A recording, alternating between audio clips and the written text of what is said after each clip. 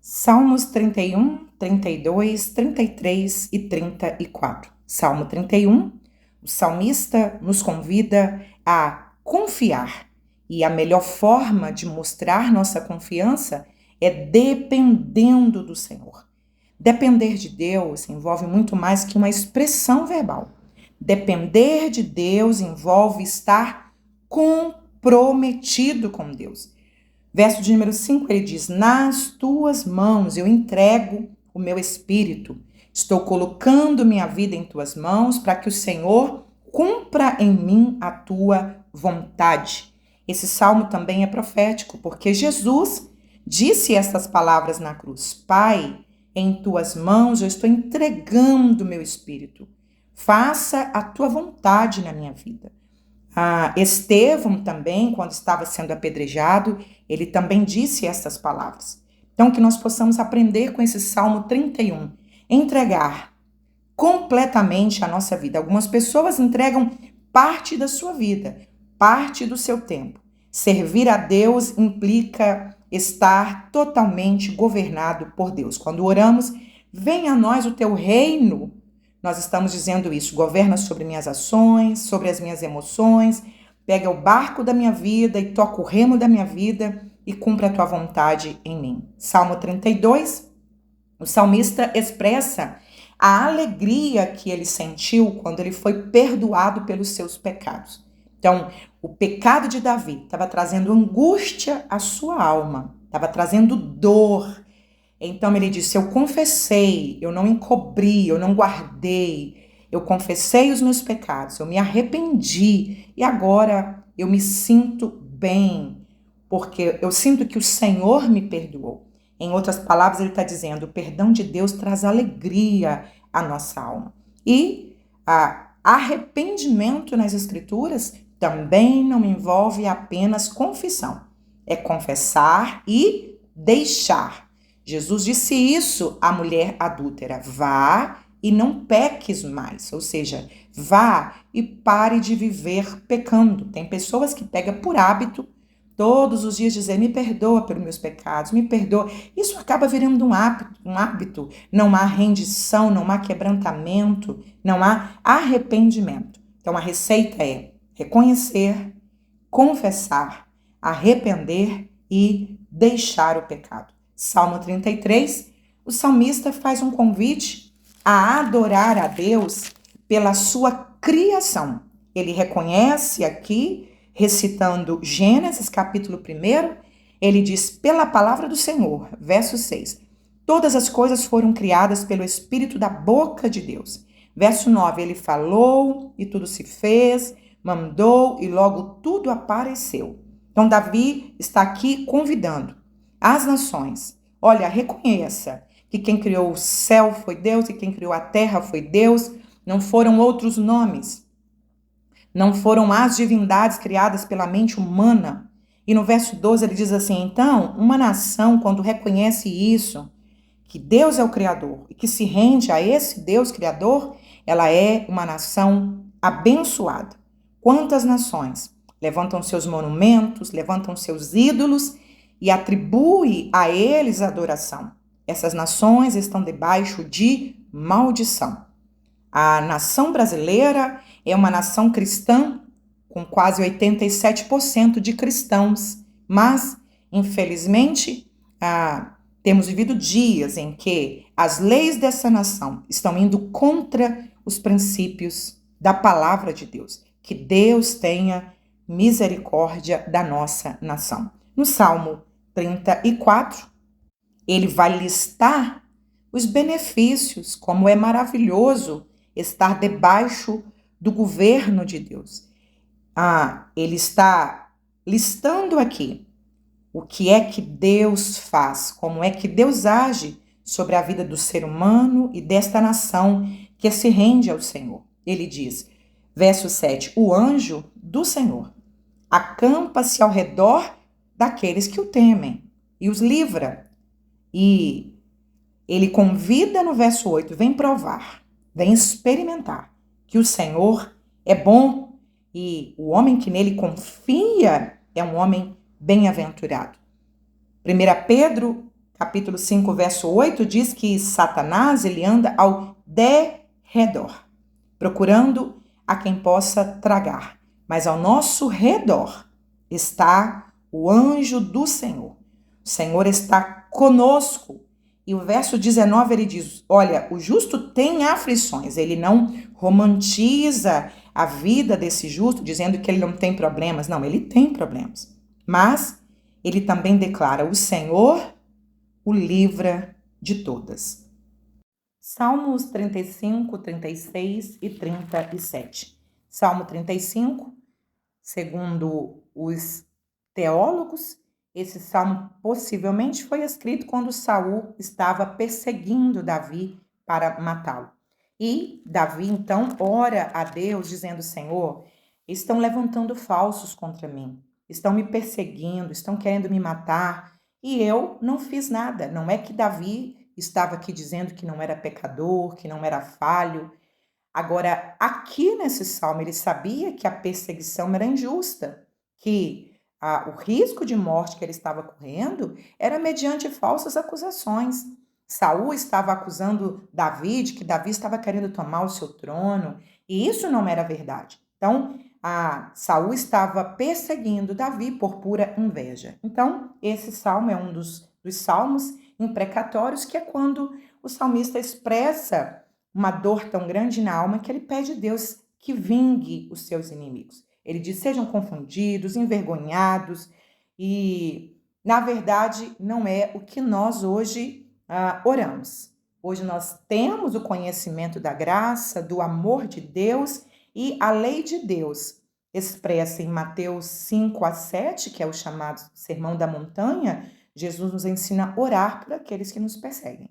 Jesus nos ensina a abençoar essas pessoas. Então, esses salmistas, o conhecimento que eles tinham era da lei, olho por olho, dente por dente, e eles ainda não tinham conhecimento tão revelado como nós temos hoje, que é o amor de Deus, expresso através da graça e da morte de Jesus na cruz do Calvário. O Salmo 36, ele faz um comparativo entre a humanidade, o que é o homem, a pecaminosidade do homem e quem é Deus, o quanto Deus é bom, o quanto Deus é misericordioso. Verso de número 5, a tua misericórdia, Senhor, está no céu, a sua fidelidade. Verso 6, a sua justiça, é por causa da sua justiça que o Senhor conserva os homens e os animais. Quão preciosa é Deus, a tua benignidade. É por isso que os filhos dos homens se abrigam à sombra das tuas asas. Não é porque nós somos bons, não é porque nós não pecamos. Não existe nenhum ser humano que seja digno desse amor de Deus.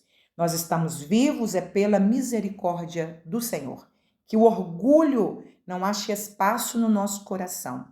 Todo ser humano é pecador e precisa da misericórdia de Deus. Quantas pessoas são orgulhosas em dizer, eu não preciso ir à igreja, eu não preciso de entregar minha vida a Deus, porque eu sou um homem bom, eu nunca matei, eu nunca roubei. E aí lista as suas características boas. Mas a Bíblia é muito clara ao dizer que todos pecaram e todos precisam da misericórdia do Senhor.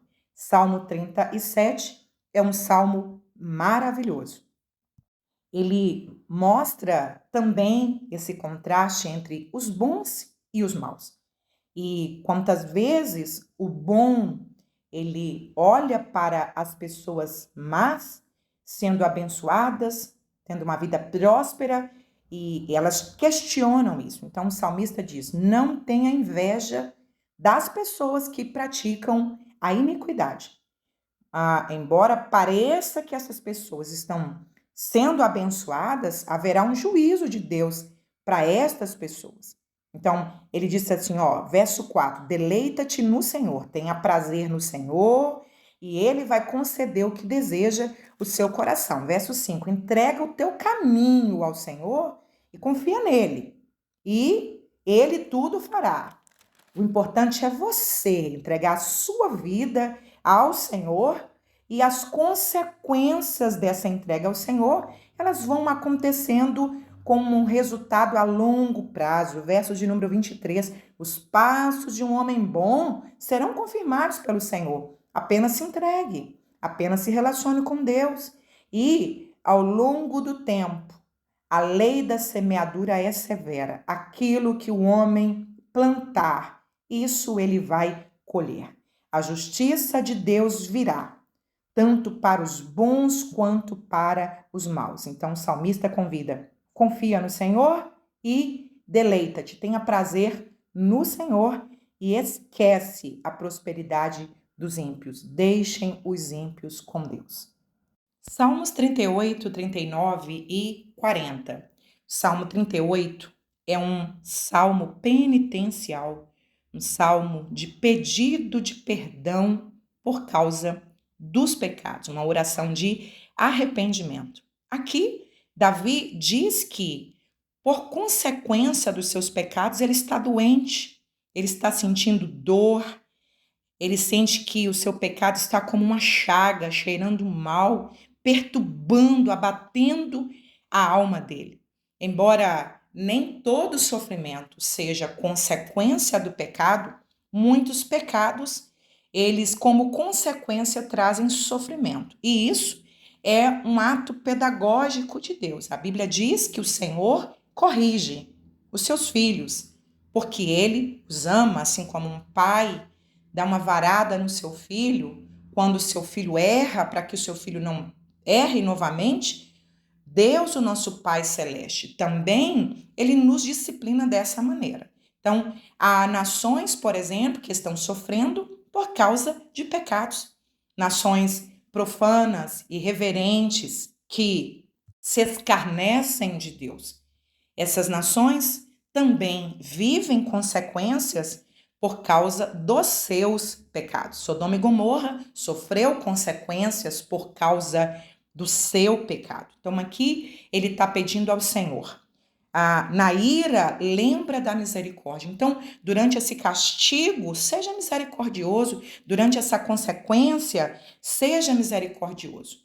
Há pecados que nós cometemos que trazem consequências na saúde física. Por exemplo, o HIV é uma consequência de pecado da homoafetividade, os pecados relacionados à saúde física, como doenças sexualmente transmissíveis, e Romanos capítulo 1 fala sobre essas consequências por causa dos pecados sexuais. As drogas, por exemplo, trazem consequências no equilíbrio emocional, no equilíbrio mental. A bebida traz consequência, por exemplo, nos rins, o cigarro traz consequências no pulmão, o adultério pode trazer uma consequência de uma gravidez indesejada, os filhos vão sofrer com um provável divórcio. Então, há consequências que elas existem por causa do pecado. Então, aquele que está pedindo ao Senhor,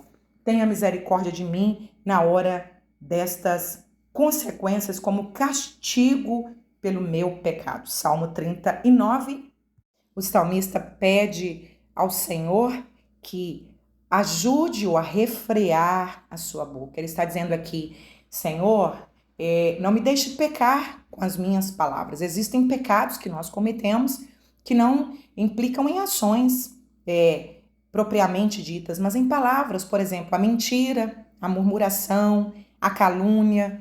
Então, no verso 3, ele disse assim: eu preferi meditar, eu preferi ficar em silêncio e ficar ali só falando com Deus. E qual que foi o resultado disso? Ele disse assim: olha, dentro de mim um fogo se acendeu enquanto eu meditava. O que o salmista está dizendo? Entre ficar murmurando, entre ficar expressando palavras de ira, de murmuração, eu preferi estar em silêncio com Deus e meditando na palavra de Deus. E o resultado disso foi que o meu coração se acendeu um fogo na presença do Senhor. O que ele está dizendo? A prioridade, então, nessa vida curta, nessa vida que é como uma sombra, verso de número 6, é melhor priorizar sempre a presença do Senhor.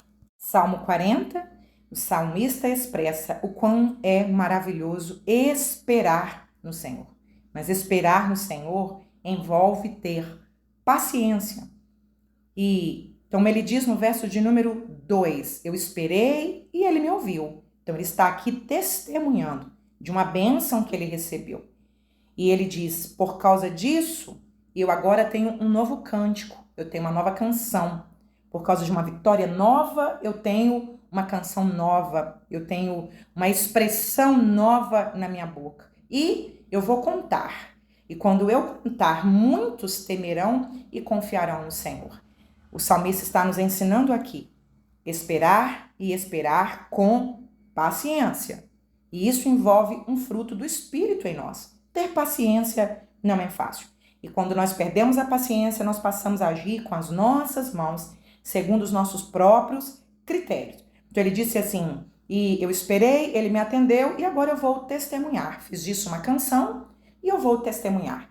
E então esse salmo nos ensina uma grande verdade. Quando esperamos com paciência, ele atende, livra e aquilo que ele nos permitiu viver vai servir de testemunho para outra pessoa. Quem sabe, enquanto estudamos esse salmo, estamos vivendo uma situação difícil e questionamos, Senhor, até quando? Até quando? Pelo salmo, sinta a sua alma descansar no Senhor e ele dizendo, estou gerando nessa situação um testemunho para você contar, para que outras pessoas sejam abençoadas através desse seu testemunho. A sua vida será um testemunho, essa sua provação será um testemunho. Há situações que vivemos para que no futuro nós possamos ser bênção na vida de alguém que estiver passando pelo mesmo problema que nós. Então ele diz no verso 8, eu me deleito em fazer a tua vontade, ó Deus. Isso, a tua lei está dentro do meu coração e é nisso que eu vou confiar.